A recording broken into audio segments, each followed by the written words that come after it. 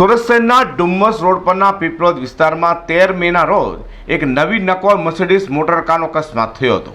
પૂરપાટ ઝડપે કાર ચલાવતી મહિલાએ સ્ટેરિંગ પરથી કાબુ ગુમાવતા કાર લોખંડની રેલિંગ તોડીને બીઆરટીએસના રૂટમાં ઘૂસી ગઈ હતી।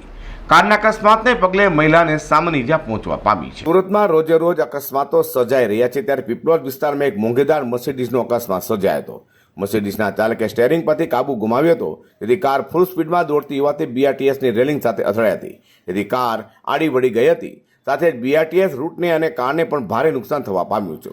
કારમાં એરબેગ હોવાથી ચાલકે સામાન્ય ઈજા પહોંચી હતી। સમગ્ર અકસ્માતના દ્રશ્યો સીસીટીવીમાં પણ કેદ થઈ ગયા હતા। કારના નંબરના આધારે તપાસ કરતા કાર ગૌરવ પત્ના કલ્પનાબેનના નામે હતી। અકસ્માત સમયે બે યુવકો દોડીને કાર પાસે આવે છે અને પછી મહિલાને અંદરથી કાઢે છે। બાદમાં મહિલા કોઈને ફોન કરે છે। ઉલ્લેખનીય બાબત એ છે કે મર્સિડીઝ કારમાં એરબેગ ખુલી ગઈ હોવાથી મહિલા હેમખેમ બચી જવા પામી છે। અઝર કુર્સી સાથે પ્રકાશવાળા।